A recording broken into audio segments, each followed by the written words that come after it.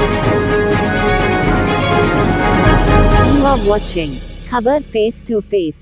दर्शकों, स्वागत है आपका खबर फेस टू फेस में। मैं ज़ीशान आज़मी। आज की ताज़ा खबर देखने से पहले हमारे चैनल को सब्सक्राइब कीजिए और बेल आइकन दबाना ना भूलें ताकि आपको डेली अपडेट तुरंत मिल सके।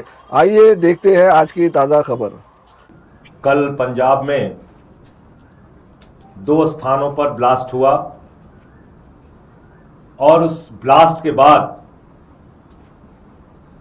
भारतीय जनता पार्टी बौखलाकर जिस तरीके से सामने आकर बयानबाजी कर रही है, इससे मुझे याद आता है कि 2017 के चुनाव के पहले जब वहां पर अकाली दल और बीजेपी की सरकार थी, ऐसे ही मॉल का ब्लास्ट कराया गया था। उसका कोई अता पता नहीं चला, लेकिन तब शासन था भारतीय जनता पार्टी और अकाली दल का। और अब जब यह ब्लास्ट हुआ है तो बंगाल के चुनाव के तुरंत बाद बीजेपी कह रही है अब हमारा मिशन पंजाब है। मिशन पंजाब क्या है बीजेपी का? ब्लास्ट कराना। मिशन पंजाब क्या है बीजेपी का? वहां के अमन चैन को बिगाड़ना, नफरत फैलाना, झगड़े कराना, यही मिशन होता है इनका। अब कल से कह रहे हैं हमको आईएसआई से कैसे जोड़ दिया, हमको आईएसआई से कैसे जोड़ दिया। अरे भाजपाइयों, तुम्हारा इतिहास है आईएसआई के साथ का। पुलवामा का ब्लास्ट हुआ, हमारे जवान मारे गए। 350 किलो आरडीएक्स हिंदुस्तान की सीमा में कैसे आई, आज तक इसका पता नहीं चला। पहलगाम के अंदर हमारी बहनों के माथे के सिंदूर उजाड़े गए, उसको लेके ऑपरेशन सिंदूर भी हो गया, लेकिन आज तक इन सवालों का जवाब नहीं मिला कि वहां से सुरक्षा हटाई किसके आदेश से गई थी, किसका शासन है देश में, किसके हाथ में कानून व्यवस्था है जम्मू कश्मीर की? भारतीय जनता पार्टी के हाथ में। और वहां सुरक्षा हटा ली गई। आतंकवादी आते हैं, लोगों को मार के चले जाते हैं, हमारी बहनों के माथे के सिंदूर उजाड़ दिए जाते हैं, लेकिन आज तक इस सवाल का जवाब नहीं मिला 350 किलो आरडीएक्स कहां से आई, क्यों पहलगाम की सुरक्षा हटाई गई। और इस बात का भी जवाब नहीं मिला कि पंजाब के अंदर पठानकोट की घटना हुई थी। पठानकोट में हमारे जवान शहीद हुए थे और उस पठानकोट की घटना की जांच के लिए भारतीय जनता पार्टी ने उस संगठन को बुलाया था जिससे इनका चोली दामन का रिश्ता है। आईएसआई आई थी। किसके राज में आई थी? मोदी जी के राज में आई थी। मोदी जी ने आईएसआई को हिंदुस्तान बुलाया और कहा पठानकोट में आओ और आके भारत माता के जो सपूत शहीद हुए हैं उसकी जांच तुम करो। कौन आईएसआई? जो हिंदुस्तान में अलग अलग जगहों पे आतंकवादी घटनाओं को अंजाम देता है। उस आईएसआई से बीजेपी का गहरा रिश्ता है और उसी आईएसआई के माध्यम से पूरे देश का अमन चैन बिगाड़ने का, ब्लास्ट कराने का, घटनाएं कराने का काम भारतीय जनता पार्टी करती है। तो इसलिए अमृतसर में जो ब्लास्ट हुआ, जालंधर में जो ब्लास्ट हुआ, वो भारतीय जनता पार्टी के चुनावी राजनीति की शुरुआत है और जो उनका मिशन पंजाब है उसका एक उदाहरण है। लेकिन मैं बीजेपी के लोगों से कहना चाहता हूं वो पंजाब है। पंजाब का अमन चैन बिगाड़ने की कोशिश करोगे तो वहां की जनता आपको मुंहतोड़ जवाब भी देगी और चुनाव में आपकी जमानतें भी जब्त कराएगी। इसलिए जो कांड आप पूरे देश भर में घूम घूम के करते हैं, जो साजिशें रचते हैं, ब्लास्ट कराते हैं, दंगे कराते हैं, फसाद कराते हैं, नफरत फैलाते हैं, वो प्रयोग पंजाब में करने की कोशिश मत करना। ये जो आईएसआई के साथ आपका मिला जुला रिश्ता है, आईएसआई जो एक खूंखार आतंकवाद को बढ़ावा देने वाला संगठन पाकिस्तान का है, उसके बारे में अब पूरे पंजाब और देश को बताने का काम हम लोग करेंगे।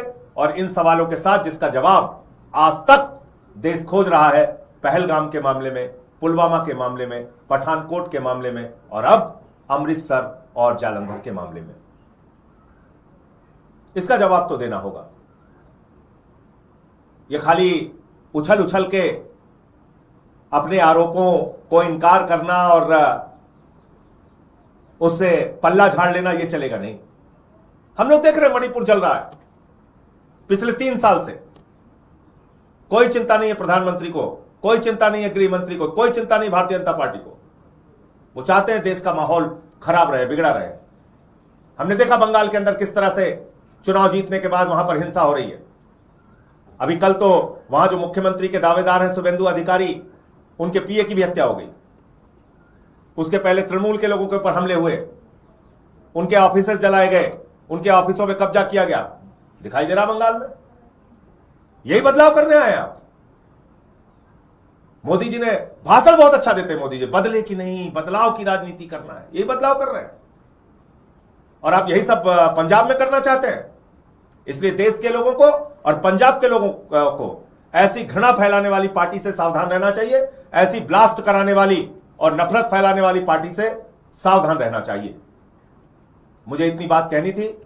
और आपको एक बात और याद दिला दूं कि जम्मू कश्मीर में इनके पार्टी के अंदर तो लश्कर तैयबा का आदमी भी पकड़ा गया था। इनके पार्टी का पदाधिकारी था जिसका सीधा सीधा रिश्ता वो लश्कर तैयबा के साथ था। मध्य प्रदेश में इनके कुछ कार्यकर्ता पकड़े गए थे जिनका रिश्ता आईएसआई के साथ था। तो इसलिए इतना बेचैन मत हो। कल से मैं देख रहा हूं पूरी की पूरी भाजपा बेचैन हुई पड़ी हुई है। करे हमको आईएसआई से कैसे? अरे तुम्हारे गहरे रिश्ते हैं आईएसआई के साथ।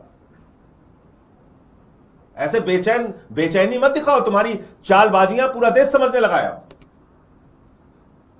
तो मुझे इतनी बात कहनी थी। आपके कोई प्रश्न आप पूछ सकते हैं। सर, मानहानि का नोटिस तरुण चुग ने भेजा है मुख्यमंत्री भगवंत मान को, जिसमें उन्होंने बीजेपी से जोड़ा है इसको। इन जितने सवाल मैंने आप लोगों के सामने रखे, तरुण चुग जी को इन सवालों का जवाब देना चाहिए। 350 किलो आरडीएक्स कहां से आई? पुलवामा के अंदर हमारे शहीदों की शहादत का बदला आपने कैसे लिया?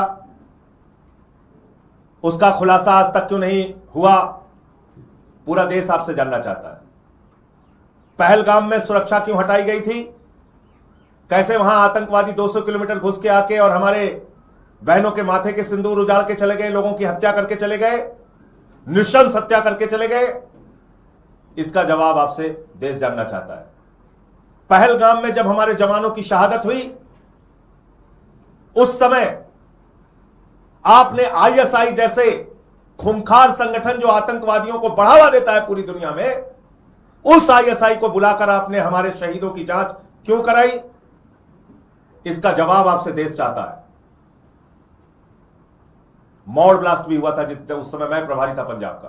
मैं आपको बता सकता हूं, तब भारतीय जनता पार्टी और अकाली दल की सरकार थी।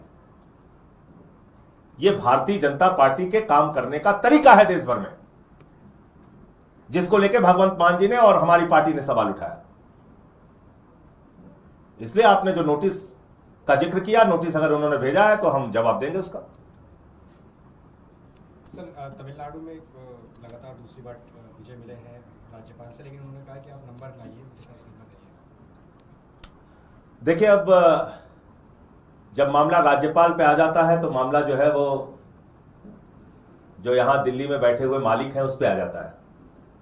तो मालिक जो चाहेंगे राज्यपाल वही करेंगे।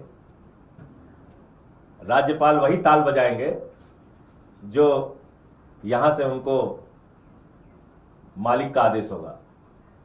तो इसलिए ये मत सोचिए कि राज्यपाल कुछ भी कर रहे हैं तो अपने मन से कर रहे हैं। उनको जो आदेश मिलेगा उस हिसाब से वो काम करेंगे।